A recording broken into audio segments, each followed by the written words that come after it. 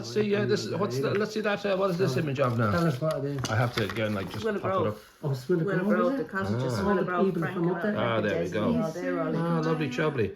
So who would be in that? Are there relatives in that, or are there people Frank you know? is in it and Desi is in it. And Frank and Desi, are they your family, or they? Frank is my husband. Okay, sorry, right, Frank there you is go. my husband. Right, That's, Matt is, I don't know. That's and was that just a social gathering, or was that when they I at don't school? know. That's or? Miriam McDonald. That's Right, Imelda. right. That's Frank's sister. That's Okay. Catherine Brady. That's Pat Brady. Oh, Pat nice. Brady. Yeah, of course, yeah. That's Maria Davis. That's so- John McDonald. Yeah. I was thinking of the village and the fact that, But they're up you know, the other- Ludlow's, for example, to me was just when I think of it now, it was just such a curious, beautiful little shop. It was dark, it was very that's simple. right, yeah, it that's stopped right, very yeah, little, really. yes. It was a post office, but it had, you know, didn't have a huge amount in there, but it was still this gorgeous little. When I think of it now, I feel very kind of, you know, romantic about it. Yes. Would you have strong feelings about? Because that was a big part of the village again. I remember well because my mother used to always get the paper and the guides and all that from Nolan. Because and we should mention Ludlow's still live up there above, like, you know, there's the family still there, which are a lovely family. Nolan and our mother ran it. And what was her sister? Oh gosh, I can't. God dang it, I'm Oh, that's terrible. I think a Piper and all the next Yeah, generation. you know they're and next it's where generation. the architect is now, just for people who are not sure, is that little, That you was know, the kind of low post building office. where. And that was obviously a crucial part of the town. And people come up for their pensions as well. Yeah, a man next door called Mick O'Neill. At the weekend when the shop wouldn't be open, but the papers would be delivered, and Nolene or Mrs. Ludlow, her mother, would get the papers and fold them all up beautifully and then put them in. They were like a little parcel, and your name would be on the outside of it. And Mick O'Neill, that lived next door, he used to go down and get our paper, his paper, and Fitzpatrick's paper. At the weekend when it wouldn't be open. Or a holy day or a bank holiday or whatever. And then around the corner you had the Patterson's garage where everyone went. That was another big. That was a business. It seemed almost, I mean, we covered when it closed, like the guide was running then, and it seemed like the end of an era, because the idea that you know, town, you know, doesn't have a garage, like it just sort of it's a step back into well, we don't need, you know, this apparently anymore because we, you know, big garages just down the road and all that. But it felt very kind of significant to me at the time. It was. My granny worked for the Harrises, so I knew the Harrises very well. I used to go many's the time up in their house up in Dovecot up the lane. Right. Down where And the Harrises are part of the Patterson family, are they? Or you're saying the Harrises? Yes, all right, there was. My mind is gone. But this is the daddy. What was his name? Mr. Harris, Ted Harris. Okay. Ted and Annie were the mother and father. Right. And he was an auctioneer. Right. And they had two daughters, Joyce and Hazel. So, okay, there you go. And Joyce was married to John Patterson. There you go. And Hazel lived in the long house as you come up. She was married to Stanley Akers. Do you know the house is a long house? It's opposite nearly opposite the school. Church. It's on the left-hand side. Do you know where Ryle and Company are now? Yes. That house. Yes. Oh, the one before. That was their office. That was their office. Gotcha. Right. That was their office. Because I remember going to some of the auctions across the road. And being a 1970s sitcom guy, I waved to somebody and actually, you know, ended up with a jacket I didn't need.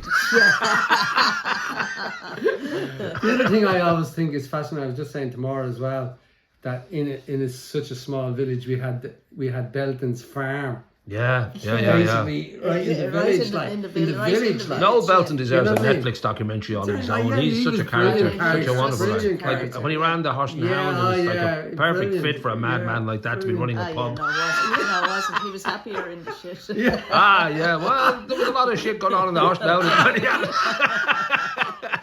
Mad shit every day. You were talking about he had a pet lamb. Oh yeah, that's right, the pet lamb. Pet lamb. Yeah, they had a pet lamb, and they bottle fed it and everything, right? Right. But it obviously grew, and it would grow, and once you were where walking, would you keep it, in the house or in the pub? No, kept it in the yard. Oh, the yard, right. We were as kids were running down to school to get to the bus. Right. And next thing you'd see this thing charging out of the yard, and he put the head down and he pumped you, and he really ram you. Is that Noel or the because Noel could get a bit violent when he was drunk. No, it was definitely. But that feeling too, I always think of how we lived. As much as it was, you know, completely non-digital and all that.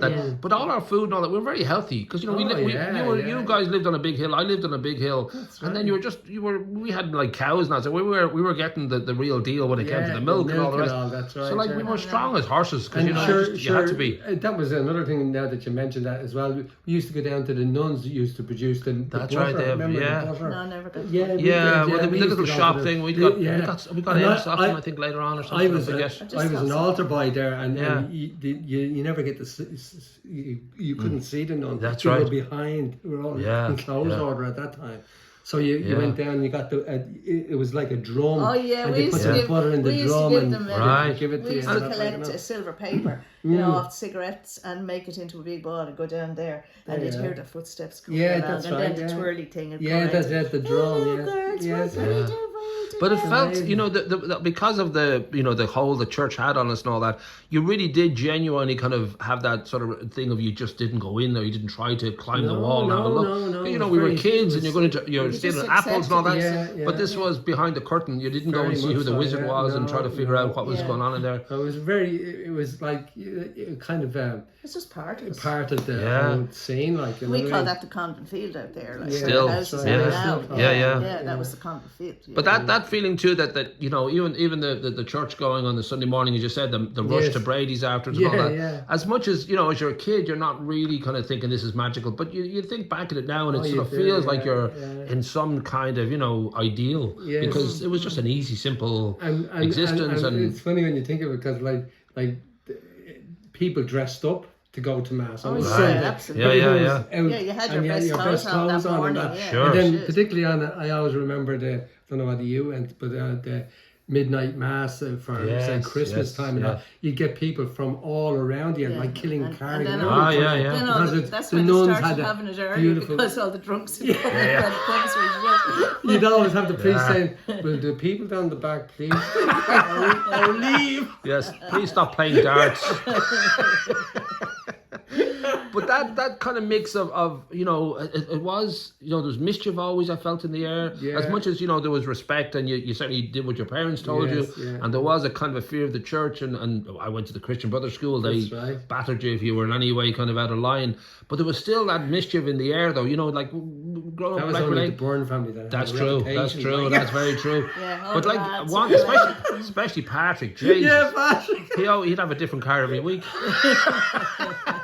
But we'd be driving cars and it just felt now when I think of it, it was literally a whole different world. It was incredible. And I think that the speed of change and all that has meant that it feels like it was like 100 years ago. It feels like it was a different place. It does. A thought just struck me. Going back a bit, you were talking about getting the butter down to the convent. And we used to get the milk. There was a guest house up the road called Easton. You know where Easton is? But there was a guest house down the bottom of the house. There were two or three houses, and they were Easton guest house. And the Smiths owned that. And Frank Canavan, who used to live in number 10, Glass Cottage, he worked there. And we used to go up with the little can and to get the milk. That's probably why I hate milk now. Never drank milk since, but he used to he'd be milking the can and squirch in the face. But we would actually, as I said, we had cows, so we would bring the milk up in an urn thing up to the Willow Grove, and Dad sold it to somebody, would buy a big urn of milk, and he'd use the money then to go for a pint and he'd get us sweets. Thinking of up at the Grove. There was a little kind of stand there. There was a stand, and like a platform. You left your churn or whatever it was. You left your container there, and I don't know, whoever the milk pit dairy, the dairy people came and collected it. One of the longest days of my life was when we were told that John Wayne, the great actor, like a cowboy actor and all that, was in the Glenview and that he would be going home this way on the road past the Grove Bar. We dressed up in our cowboy outfits and sat on the stage there with a sign for him for say a good 7 hours. And when you're like 8 and 9 and all that's like a long day. A week. And then we found out he went the other way. He played with Jimmy Bradshaw at the Pro. Yeah, he would have been around then. Yeah, and I think he was shooting something around here on holidays. But we waited a long time and he didn't turn up. He never turned up. He got a helicopter from him. And we're all, and the people passing us by just see these Aegis and cowboy outfits looking around, waiting for the Duke. But that feeling too of I just say knowing everybody knew each other and all that. That sense of community. It's hard now to and I think you guys are blessed in this row of houses still has that connection. You're all kind of fairly strongly connected. Yeah, the golf club was a big I was reared on the golf. Yeah, that's right. I knew every blade of grass out there. And all my sisters worked over there. Yeah, and there weren't that many people. As boys, we all caddied over there. Yeah, there weren't that many people playing. No. Like as now, and nobody chased you like or anything. Yeah, that's right. But I think you're kind of blessed, and as no matter probably what had been there, the fact that you all sort of lived in this particular row of houses that isn't that big. It isn't like like it isn't 100 houses. Yeah. So you kind of did know each other, and you just grew up together. Like your parents knew each other. Every house on this road. Yeah, every house. In every house. That's when you were a burglar, though. Some houses you wouldn't be able to burgle. and then you had a few famous people like the Mr. Lejeune that lived in Jimmy Lejeune, he was a famous artist. Okay. And then you had Tolstoy, he stayed for a while, his nephew, They were in Easons. That's right. And with lovely, obviously the lady in the Volkswagen who looked after him, like she was the housekeeper. Kitty, yeah. I have a photograph of the two of them actually. I went to see Kitty's grave. Kitty's from outside RD. Oh, she was lovely. She's from outside RD, and she's buried in a graveyard called Balapushta. I think it's a lovely name. I don't really know I don't know what the That's a great name, isn't it? But she's buried there, and her sister was around as well, wasn't it? So Kitty's sister, I remember her sister visiting or something. The Countess's sister. Oh, okay. The Countess Tolstoy's sister. She was a baroness. Well, they told us this. I don't know. Yeah, right. She was a baroness. There were question marks later on about his exact kind of history. Like a lot of shices around here. They went to because as I said, I was an altar boy. They went to mass every morning in the Catholic Church. Okay. And yet they got buried in the. That's right. They're in the Protestant Church. I think they were Russian Orthodox. They're just getting the free bread. But they were very getting religious. the free bread and the free wine. That's what they were up to. They were very religious. Right. See, we used to, I don't know if you ever did this, but I did with some of the others, girls probably. There was a few girls all palled around together, and the count would go into the Wicklow Arms and buy a bottle of vodka. Right, but we'd know everything. We'd know everybody's business. Yeah. And we'd see him. Still do. Yeah, still do. As much as I can. Anyway, we'd follow him up the road, and he'd stop every now and then, and we'd have to stop, and he'd be go. And wow! Straight from the bottle, like vodka. Holy moly! That's the way Russians. I have a friend. Yeah. I have a friend from Moscow, and she says, "You ruined vodka, putting stuff in it." But when he'd get up near his gate, they lived down in Easton where that guest house. Yes. He'd pull out a stone and put in the empty bottle. So he couldn't go into Kitty with the right. You'd have to make it look like it. Right. So I reckon there's a whole load of empty bottles up in the wall. Yeah, that's good right. God. Because I do. I was later on, thankfully, and only for a short period of time, I'd access to Potchine. I wondered if he ever tried Potchine. If he liked his vodka, Potchine is great. Yeah, he wouldn't know where. That would levitate you. He wouldn't know where to go. Blackouts, right? Yeah. But just given the taste of vodka, you would think Potchine might actually knock him a little bit, where you sort of think half a bottle do me today. After drinking the whole thing. Yeah. And there was that. You say there was like famous people. We have and I linked them on the interview. You had Corbliss, Mrs. Corbliss was one of the. She was one of the Emmets. Right. Yes. You know what I mean? Oh, now the Emmets have Altadore Castle. Yeah, that's right. But then, and he used to give the family used to give the local lads the field to play the soccer. Yeah. That's right. We played. He donated the organ in Kilcoy Church. Ah, brilliant! Wow. You know, so I would give anything for a photograph of the football over there. Yeah, so would I. Everybody in flares, like flying away. The ball gets stuck up your trouser. All over come down in the village. You have no photograph. Nobody had a camera really. It was only like if you had a wedding or a 21st, and you'd bring out a camera, and even then, like it was almost like loads of photographs. There had to be photographs. But not playing football. Like if a lad said, "Oh, we're going to take your photograph," what are you up to? And there was all, like they came from up the Willow Grove. Down your way. Sure, Blackberry Lane, everywhere. Village, the McCabe. It became a major. The O'Neill brothers. You know, all of us. We'd have it. Well, that was our own entertainment. Yeah, that's what it was like. Match of the day on a Sunday. That would have been all during the late 60s, early 70s. If you turned up was married in if you had 1971, football so I don't shorts, it'd be all remember like, what the hell's going on here? Everyone just wore their trousers and their shirts. right. And they'd be in their Sunday clothes and be dicky bows flying, everything. And there was no referee. That No. was the gas bar. It was always a consensus. Like, right, if there was a free, it had to be everyone. Holy moly, what you'd give her, just a Super 8, 5 minutes of Super 8 at that. Like, it'd be I fantastic. don't remember that very much. And we used to play, we used to start, Eamon Clear would come up with the ball and Seamus at 2 o'clock on the dot, and everyone would suddenly come out right, from everywhere. Out of the bushes. Oh, yeah, do you know what I mean? No, walking. I know, I walking just up say- the well, road, soccer no. you played? It's soccer, yeah, Right. played Yeah, soccer. No, we 'cause I had a Delgany United was All the right. first time Okay. we ever formed a sort of Yeah, team. 'cause I remember during Frank- the Well, year. Delgany We played never in played anybody. five-a-side. We All played right. in five-a-sides or seven-a-sides at the time down in The in Greystones. Grattan Park, in the little park okay, there. right. Down there. Wow. They had a So organised, we like, played matches against other- And we played in the actual. We played Greystones in Right. in the People's Park. Right. there. All right. That's where we And do played you there. ever remember? Any blood, any fights, any Pretty good. deaths, Some good paralyzed? players though we had. Seamus Clear was a very good player. I have Right. to Well, say. he's very low to the ground. He's got that. And Nobody can tackle Lawrence him. White was But did you ever Peter play- O'Neill was a great goalkeeper. Oh, He okay. was really Pete good used as to carry my well. case home from Brilliant. school. Oh, right. Do you remember? You don't remember ever playing? You see, Frank lived in the Willow Grove, as I said. Yes. And they used to play soccer up behind the Cholera Hospital. You know, opposite Chambers, where Chambers lives. Oh yes. There was a cholera hospital there. So No, it's hold on. Where's this? No, is this Willow Grove or? on Willow- the way down. Do you know where Chamberses live? In Chambers. Greystones at Grattan Park. No. Oh, Okay. I know you're Paddy talking. I'm thinking of the other Chambers. Paddy that live- Chambers. Okay, lads, Paddy reveal Chambers, where's yeah. this? Coming down from the Willow Grove. Okay, Down the towards old road. Delgany. Yeah. Okay. Well, you still can come down. Yeah. So up Willow Grove way, there was a hospital up there. On the way down, All right. Chambers lived in on the right. Okay. And then on the left was the Cholera Hospital. That's what they used to tell me. There was an old bit of a Okay. building there. It was not there now. And they used to, a whole load of those lads used to have a soccer. Because Frank was the goalie. That's all. You never played them. No, see, Well, it would have because been a bit before. Before my Right, time, my right. brother Anthony Yeah. and that probably would have played. Yeah, with him, yeah. like, It you know would have what I been a mean? bit before your Okay.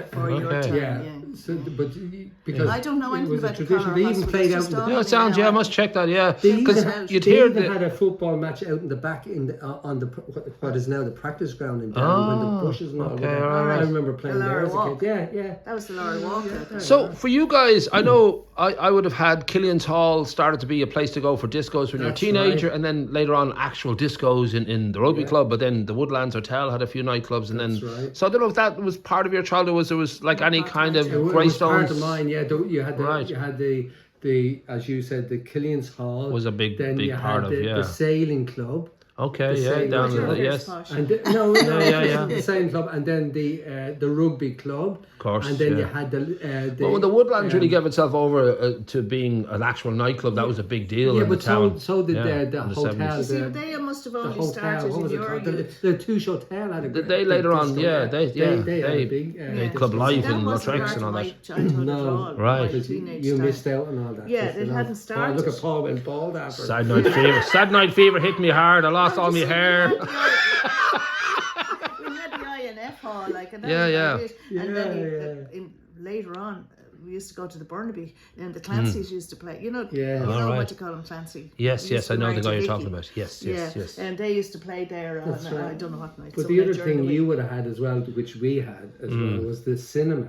Oh God, The yeah. cinema in Greystones I'd was be a big at, thing. I'd be at That cinema was a 4 or big 5 thing. days Yeah. a week. And it's such a sad thing now because I mean I'm a big fan of cinema. I've reviewed Yeah. films for years, but there is definitely such a shift in what people do at night. I mean, Yes. people want that cinema back, but it just wouldn't survive No, because it's we too have much a on million That things was to watch. That was a real at big home. part of your childhood. Sure. I remember. And even for adults. The back row, especially the back row. Holy moly! They put couches in for us. They put fucking couches, double seats. It's and everything. Ah. I remember my mother would be at work and I'd be living. My granny, we were living here, and my granny would be here, and I'd want to go to the pictures. just to meet the lads, like. Yeah. And I'd say, Granny, would you have a loan 2 shillings? Or 2 and 6 or whatever it was. And she'd say, no, you were at the pictures the other night. Oh no, but the Song of Bernadette is on tonight. Yes it was. Saint Bernadette. The Song of Bernadette's on tonight. Oh, I suppose. Like I said, then she'd give you the money. Like the Song of Bernadette was on about 10 times a year. And they were very strict if it was over 18 or whatever. Because I remember I was small, and I remember Richard Gies. Right. I remember there was a film called Soldier Blue out there. It was quite controversial at the time. And we were all in. That's a porno, isn't it? No, not quite. But we all queued up, and Richard was much taller than me, and we were the same age. But he got in, and we weren't getting in. My strongest memory of how strong cinema is. I went down there to see One Flew Over the Cuckoo's Nest. They wouldn't let me in. I was too young. And I remember it would have been Lawrence White and a few others said, "Just walk in, pretend you have a ticket." So I walked in. I came out of that cinema with a stutter. I couldn't understand how the hero did not survive and didn't strive. I wasn't the same for weeks. I'd wake up screaming like, "What happened to Murphy?" But I think that's why it was at 18. My little brain couldn't handle it. But we'd go. Our big thing was Bruce Lee. We'd come out of that cinema. Bruce Lee. That door would be kicked off its hinges every night. We'd come We're all doing the chopping. And then you'd be on the wall between Flynn's store next door. We'd get up on the wall and you'd jump off like the big boss. And of course, you'd be halfway to a jump and you'd see your bus go. And that's another interesting memory as well. Yeah. When you'd come out of the cinema, you were standing there, you could see the bus coming down from the That's it, yeah. And also, you used to go around to the beach house where the shelter was. Do you remember? Well, you could see it from there very easy. You could see the bus That's shelter. Right, but completely. From the cinema, you wouldn't be able to catch it so easily. But you'd come down to the seafront and the beach, the harbour. We used to always go on a Sunday night, and then you had we'd have to leave the film early because it was always packed. People come from Bray and everything. That's right, so we used to have to leave the film before it was over, and we used to run up to Black Lion to get on the bus. And then when you got to Delgany, you'd have to really jump out 5 to 11, and you had to run home the way you could listen to Top 20 on Luxembourg. That's the thing now. People forget that now it's very easy. Kids get taxis, they don't mind. Like the finances and all that are different. But back then, like you'd have to leave. You'd be going to a gig in the National Stadium, and you'd have to leave halfway through the gig to get your bus home. Yeah, it was sort of silly, just a killer. Like you just think I saw half the gig, but I had to make sure I got my bus. It made you really feel like a hick, like you just weren't getting the whole show. But as you said, like it was such a localized. To go into Bray was a sort of a big thing, a big outlet. Or I don't ever remember going down to Wicklow. Wicklow town was like because we didn't have the family wouldn't have cars so much as well. And certainly you didn't have access to a car as a teenager and all that. There was no phone. Now your parents will drop you somewhere. You can grab. My father broke his leg, and I remember he was in hospital in the Wicklow hospital. Okay. So we used to go up and down to visit him a lot. So I would have been in Wicklow. Right. But in regard to just nightlife and hanging out, like it just felt like you just went wherever you could walk. Like you didn't sort of think. I remember, put yourself in harm's way. Walking to you'd remember the Laurel Park in Laurel Park, in Woodbrook. Where's that now? The Laurel Park. Do you know where Woodbrook Golf Club is? Okay, and opposite St. Brendan's School, right? There's a Laurel Park was a famous ballroom, wasn't it? Oh, it's a ballroom. Okay, I thought it was just a park. And they came from everywhere. Wow. I could still see Tom and Kathleen Murphy. And he'd be kind of have a good few drinks in him, like and he'd be dancing and he'd knock everybody around. I could still see the two of them. There was no drinks served in that. No, but he'd have a that was the problem, John. Yeah, they live next door. Yeah, they live. We used to walk home from there. Did you? Yeah, we walked home. Wow. And there was another. Make sure I went somebody with a car. You remember there was another place down in Ashford. There was a ballroom down in Ashford. No, that was before Clouseau, maybe before Clouseau. Yeah. No, never went there. But then there was Smiths of the Glen. Smiths of the Glen. And the Cliff House Hotel. Did you ever hear of Smiths of the Glen? No. Yeah, that was a dance hall. And where would it have been? Like what? Where the garage is. Okay, well, the Capetto garage thing is, or the Glen of the Downs. Oh, this Glen. I think it's Glen of the Downs. Like and where's the garage in Glen of the Downs?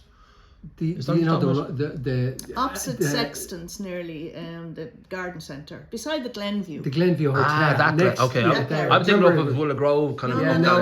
Yes. That's where Smith's. Right. Okay. That's where, because I remember, as I said, going to the pictures in the Ormond, jumping off the bus, and then Frank, I'd probably be with Frank because I'd known him forever, and he'd get off at Barry's Bridge and he'd be going to the dance. He's a raver, that lad. He just won't stop. He and just I won't mind. stop. He used to tell me, it wasn't like a secret. But that's something I wouldn't have that been allowed, you see. it's bizarre to think, that there were so many things to actually go out to, because we had to make our own entertainment, and it was like literally going to a hall and just trying to create something. It wasn't like we got visiting bands or we got, so the cinema was amazing, but then you'd have like, local stuff going on in local halls. We'd have all the girls and the lads on this road, and as you said, for something to do, you'd go up to the woods, up to the Octagon or in the woods, and you'd play, cowboys and Indians and all that, and even down your area there, the Glebe, down the Glebe Road, the wood there by the river. And of course, when it snowed, of course, the Alex Hill. Yeah, Alex Hill, that was a great Alex place. Hill was with the horse. with the horse. Oh my God, we that had was some almost like great the Alps. times. We had great times of that. One of the And then Farley Lord lads, Belson's too. one of the Farley lads nearly lost his arm there. Coming down, we used to use galvanised big, and there'll be maybe 20 you on basically it, and down propel the it. hill, and you had to jump Propel off this it. thing at 20 miles an hour towards some kid. You had to jump off because there was a big fence at the end, a barbed wire fence, and if you didn't bail out, you weren't... straight through. Harmon's Hill we had as well, just a little bit further up. We had Harmon's Hill behind us, where it was a great. Just when you got that big open severe hill, you were laughing. Huge, which a lot of. That's why we were so connected to the golf, like during the snow and that. That's why we all went down on the golf course. There, like your older brother. That's right, Tommy and Anthony. No, who's Tommy? Is Tommy Tommy the oldest? was the eldest lad. Yeah, with Tommy and Liam Darcy. Yeah, Liam Darcy, that's right. Yeah, Charlie Lewis, all the lads. They were all the lads. We've hit 25 minutes again, so I'm going to take another break.